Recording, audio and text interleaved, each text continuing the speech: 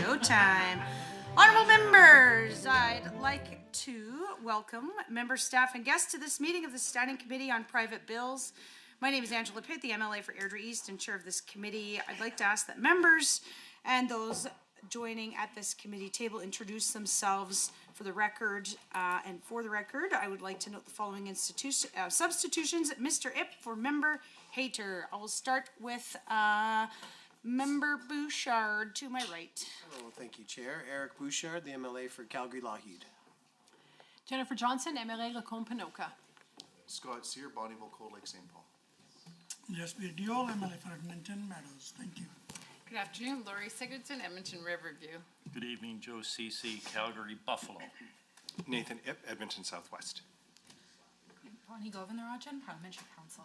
Good evening, Nancy Robert, Clerk of Journals and Committees. Good evening, Aaron Roth, Committee Clerk. Wonderful. A few housekeeping items before we turn to the business at hand. Please note the microphones are operated by Hansard staff. Committee proceedings are live streamed on the internet and broadcast on the Alberta Assembly TV. The audio and video live stream of transcripts meetings can be accessed via the Legislative Assembly website. Please set your cell phones to silent and other devices for the duration of the meeting. I would like to draw everyone's attention to the draft meeting agenda. Would anyone like to propose any amendments? Would a member like to move a motion to approve the agenda? Anybody? Mr. Sear. Mr. Sear moves that the Standing Committee on Private Bills approve the proposed agenda as distributed for its March 25th, 2025 meeting. All in favor, please say aye. Any opposed? Say no. So carried. We've also have a set of minutes from a last meeting. Would anyone like to propose any amendments? Nope. Would anyone like to move the motion to approve the minutes? Oh my gosh. Mr. Cece. MLA CC moves that the Standing Committee on Private Bills approve the minutes as distributed of its meeting held on May 7th, 2024. All those in favor, please say aye. Aye. Any opposed, please say no. So carried. At this point, I would like to invite Mrs. Giovadinrajan to provide us with an overview of the process for reviewing the private bills. Thank you, Madam Chair. So this will be a brief refresher, as most committee members will be familiar from last spring with the functions and process for consideration of private bills. So unlike public bills, including private members' public bills that have general application to everyone in the province, private bills provide powers or benefits to specific individuals or organizations to accommodate an extraordinary situation or to provide limited exemptions from the general law. Although a private bill only applies to a specific individual or group, it does become law with the same force and effect as any other law in Alberta. So part of this committee's role involves considering the interests of a petitioner as well as potentially affected parties. And what is important for committee members to keep in mind throughout this process is that a private bill should not be used to achieve a particular result if there's another legal remedy or to create an unfair advantage for a particular individual or organization. So the Assembly's rules that govern the private bills process are found in Part 8 of the Standing Orders, and they provide for two main functions of this committee. First, to review the petitions received this calendar year and consider whether they've complied with the standing order requirements, which is why this committee is convened this evening. And if the committee is satisfied that they have met those requirements, the chair will report back to the Assembly and the bill relating to that petition would then be introduced. The bill would then stand referred back to this committee for its second task, which is to make a recommendation that the bill proceed, not proceed, or proceed with amendment. That consideration involves a hearing with the petitioner, and depending on the subject matter of the bill, the committee may seek comments from government departments. So, thank you, Madam Chair. Perfect. Does anyone have any questions? Perfect. Two petitions have been received for our committee's consideration this spring. I would like to invite Parliamentary Council to provide a brief overview of the petitions and the requirements under Standing Orders 90 through 94. Thank you again, Madam Chair. So this year, the Assembly received two petitions. As noted in my memo to members in advance of this meeting, any member of the committee can review the petition documents at any time at our office, and I also have them with me this evening should any members wish to see them. The first petition received is for the passage of a bill to repeal and replace the Community Foundation of Lethbridge and Southwestern Alberta Act.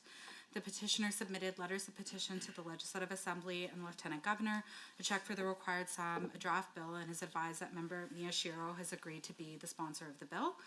They provided a statutory declaration confirming that they advertised once a week for 2 consecutive weeks in 6 newspapers of general circulation in southwestern Alberta. The second petition received is for the passage of a bill to amend the Burman University Act. The petitioner submitted 2 required letters of petition, a check for the required sum, a draft bill, and proof of publication of advertisements in the Lacombe Express once a week for 2 consecutive weeks. A statutory declaration confirming publication was provided by the March 12th deadline, but it was without original signature. I can advise committee members that an original statutory declaration was received today. Finally, Mrs. Johnson has agreed to be the sponsor of the bill. So in my view, both petitioners have complied with the standing order requirements. Wonderful, thank you, Ms. Govindarajan. My apologies for missing your first name. Do any members have any questions for this part of the process? Okay. These petitions seems to be in compliance with the standing orders 90 to 94. With that settled, in accordance with Standing Order 99 Sub 1, I will provide an oral report to the Assembly tomorrow regarding a review of the petitions, following which the bills may be introduced. The final matter for the committee to deal with tonight is the scheduling of a hearing with the petitioners and the committee's deliberations on each of the proposed bills. The best practice of the committee has generally been to schedule hearings several weeks after reviewing a petition for a bill.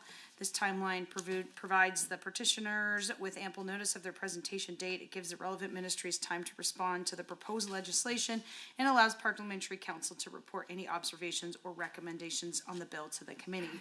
Based on the work of previous committees and for efficiency, as this is the Committee of Efficiency, we should hear from both petitioners at the same meeting and set aside an hour for each bill. One potential hearing date that has been raised is April 15th, 2025, probably in the evening. Do any members have any concerns with this date? Or morning, I mean, not everybody is a morning person. Or morning, I suppose is potential. Sounds good? Okay. Oh, we're really pushing the morning here, hey? Okay, 10:15 is the proposal? Is that enough for 11:15, 12:15?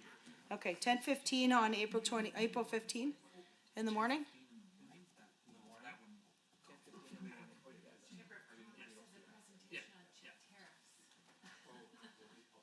In the morning? We could do both. We'll start at 10. You get an hour. Or do you want to do the evening? No. No, okay. I mean, the chair prefers the evening, but it seems like you guys all are in the morning, so 10, okay. We'll do 10:15 on April 15th, unless it's just not possible. Mr. Dick, can you just introduce yourself for the record? Absolutely. Nolan Dick, MLA for Grand Prairie. Perfect. Okay, so can I have someone move that we meet on April 15th at 10:15 a.m. Mr. Cece moves that the Standing Committee on Private Bills meet to hear from the petitioners for Bill PR 5 and Bill PR 6 and hold deliberations on April 15th, 2025 at 10:15 a.m. All those in favor, please say aye.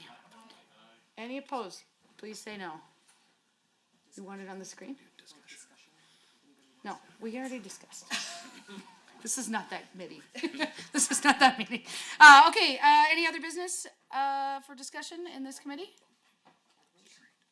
Yeah, I call the vote. Yeah, it was carried. At least now it is.